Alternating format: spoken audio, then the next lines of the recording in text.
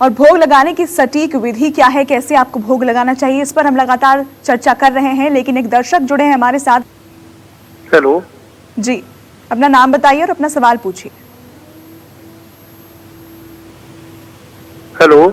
हाँ बोलिए। जी, आपको हमारी आवाज मिल रही है? हाँ सुखी। कोटि कोटि प्रणाम पंडित जी, मैं ऊना हिमाचल प्रदेश से बोल रहा हूँ। मेरे बेटे की जन्म तिथि 1 अगस्त 1996 है। जी। हेलो। क्या नाम है बेटे का? भानु ठाकुर। जी जी, क्या जानना चाहते हैं उनके बारे में? इसका ये जानना चाहता हूँ कि इसकी सरकारी नौकरी का योग बनता है कि नहीं बनता है। दूसरा, इसकी पढ़ाई लिखाई कैसे रहेगी और वैवाहिक जीवन कैसा रहेगा?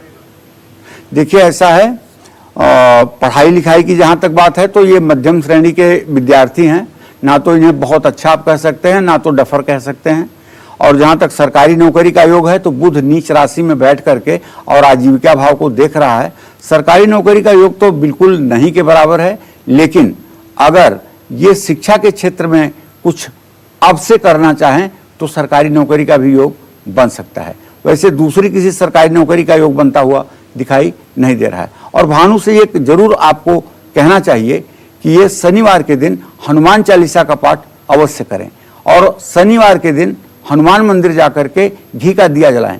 इससे निश्चित रूप से धनु राशि है इनकी, शनि की 7.5 का जो इफेक्ट है वो कम होगा, जीवन अच्छा होगा।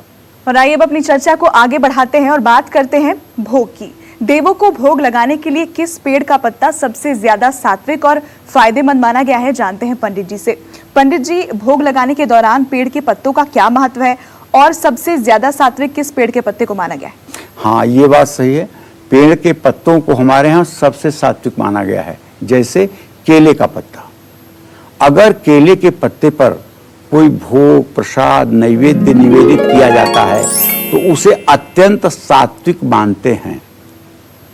मैंने यहाँ तक देखा है कि जो लोग अच्छे प्रकार से पूजा उपासना करते हैं वो लोग चांदी की थाली का भी अगर प्रयोग करते हैं तो उसमें केले का पत्ता बिछा लेते हैं और केले का पत्ता बिछाने के बाद उस पर प्रसाद रख करके तब प्रभु को निवेदित करते हैं। केले का पत्ता जो है यह रसायन मुक्त होता है। केले के पत्ते से किसी तरह का केमिकल रिएक्शन नहीं होता है जो भोग की सात्विकता को बढ़ाता है। भगवान को जब भी केले के पत्ते पर रख करके आप भोग अर्पित करें तो केले के पत्ते की डंठल देवताओं की ओर और आगे का भाग अपनी ओर रखें। केले के पत्ते के आगे वाले भाग में सात्विक तरंगों को बिखेरने की क्षमता होती है और उसकी डंठल की तुलना में कहीं ज्यादा होती है। इसलिए केले का पत्ता भोग लगाने के लिए सर्वोत्तम माना जाता है। अब देवताओं को किस बर्तन में रखकर भोग लगाना चाहिए, कौन सा पत्ता होना चाहिए, ये तो बता दिया मैंने। अब कौन सा बर्तन होना चाहिए और किस बर्तन में बिल्कुल भोग नहीं लगाना चाहिए, ये सब भी आपको जानना है, हमें बताना है। भगवान को केले के पत्ते पर रखकर भोग लगाना चाहिए, तो चर्चा को आगे बढ़ाते हैं। पंडित जी, मेरे मन में एक सवाल है और ये सवाल कई दर्शकों के मन में होगा कि भोग लगाने के दौरान केले के पत्ते का ही इस्तेमाल क्यों करते हैं, किसी दूसरे पूजनीय पेड़ के पत्ते का इस्तेमाल क्यों नहीं, जैसे बरगद का पत्ता हो गया या पीपल के पेड़ का पत्ता हो गया, इसका इस्तेमाल हम क्यों नहीं करते? बेटा, पहली बात तो ये जान लो कि पीपल हमारे लिए पूजनीय है, वंदनीय है। भगवान कृष्ण कहते हैं कि जो उन्होंने अपनी जो 84 विभूतियां बताई हैं उसमें वो अपनी एक विभूति के रूप में अस्वस्थ माने पीपल के पेड़ को भी बताते हैं।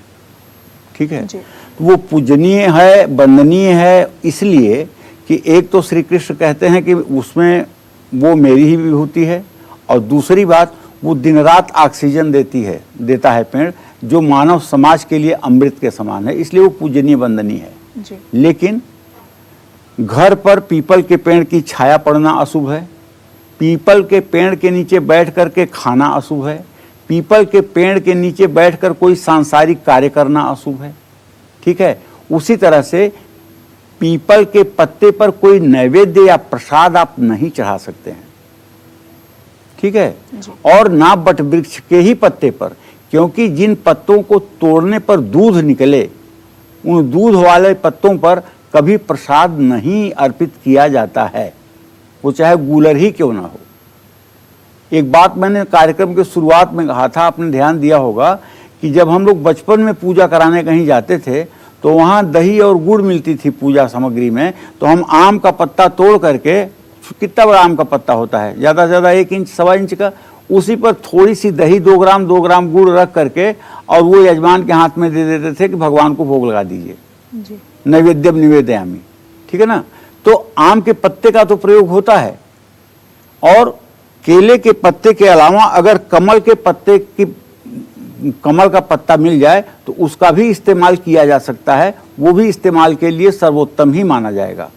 केले का पत्ता सिर्फ इसलिए ज़्यादा उत्तम माना जाता है कि केले के पत्ते पर चाहे जो पदार्थ रख दिया जाए, गरम, ठंडा, खट्टा, मीठा, वो कोई केमिकल रिएक्शन पत्ता नहीं करेगा, पत्ता अपने स्वरूप में बना रहेगा। इसीलिए केले के पत्ते पर भोग लगाने की परंपरा सर्वविदित है।